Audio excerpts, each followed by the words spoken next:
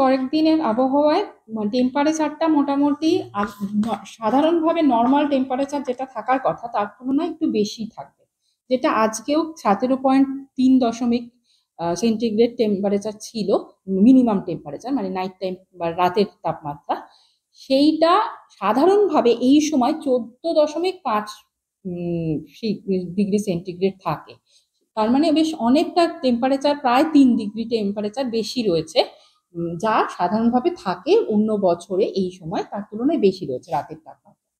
আর দিনের তাপমাত্রা মোটামুটি ভাবে এই 25 ডিগ্রি কলকাতা এবং তার পার্শ্ববর্তী অঞ্চলে দিনের সর্বাধিক সর্বোচ্চ তাপমাত্রা 25 ডিগ্রি থাকবে মোটামুটি আগামী 3-4 দিন। আর রাতের তাপমাত্রাটা ওই এরকমই থাকবে আগামী 3-4 দিন, এবং তারপরে মোটামুটি 28 তারিখের পর থেকে তাপমাত্রাটা আস্তে আস্তে আবার ফল করা শুরু করবে। আর আজকে ক্লাউডি স্কাই আছে, এবং আজকে আমরা এই উপকূলবর্তী জেলাগুলোতে বিক্ষিপ্তভাবে বৃষ্টিপাতের কিছু পূর্বাভাস দিয়ে রেখেছি।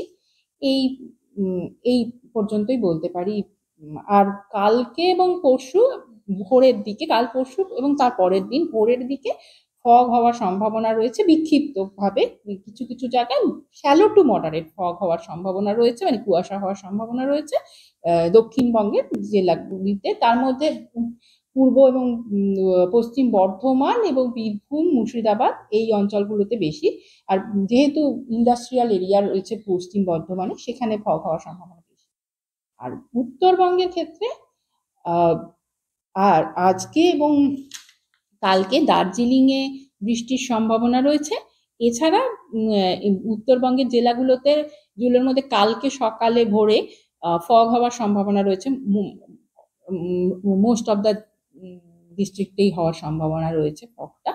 পরশু দিনকেও, মানে কাল পরশু এবং তারপরের দিন 3 দিনই শ্যালো টু মডারেট ফগ হওয়ার সম্ভাবনা রয়েছে।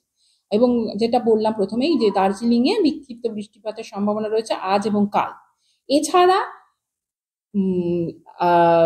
28 তারিখ, মানে আজকে যদি ডে 1 হয়, আজকে হচ্ছে 24, 25, 26, 27, 28, হ্যাঁ 28 তারিখে ওই পশ্চিমী ঝঞ্ঝার কারণে বৃষ্টিপাতের সম্ভাবনা রয়েছে মালদা, কোচবিহার, নর্থ এবং সাউথ দিনাজপুর ওই অঞ্চলগুলোতে।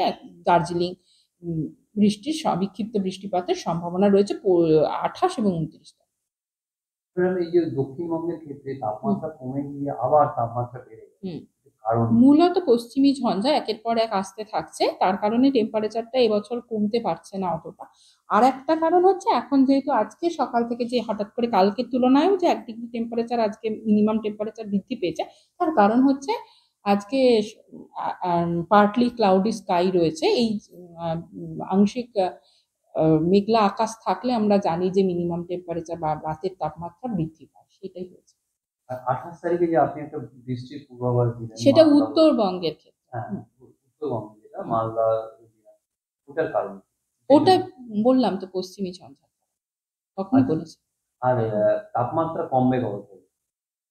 তাপমাত্রা কমবে ওই 28 তারিখের পর থেকে, আমার একটা সম্ভাবনা রয়েছে। তাহলে 25শে ডিসেম্বর কলকাতার আবহাওয়া কি? মোটামুটি ভাবে 25 ডিগ্রি সেন্টিগ্রেড দিনের তাপমাত্রা, আর রাতের তাপমাত্রা 17 ডিগ্রি। বিগত মানে কত বছর পর এরকম তাপমাত্রা? এটা আমরা দেখুন মিন টেম্পারেচারের তুলনায়, মানে নর্মাল টেম্পারেচার যেটা, সেটা তো আমরা গত 35 বছরের টেম্পারেচার দিয়ে মানে হিসেব করি। তো সেইটা আমাদের কাছে রয়েছে, সেটা হচ্ছে 14.5 ডিগ্রি সেন্টিগ্রেড থাকে কলকাতায় এই এই তারিখে, মানে এই সময়টায়। সেই জায়গায় সেটা 17.3 হয়েছে। তার মানে এখানে গত 35 বছরের মিনটার তুলনায় আমি বলতে পারি 3 ডিগ্রি বেশি ছিল। এক্স্যাক্টলি গত বছর, তার আগের বছর, তার আগের বছর কি হয়েছিল সেই ডেটাটা এই মুহূর্তে আমার হাতে নেই।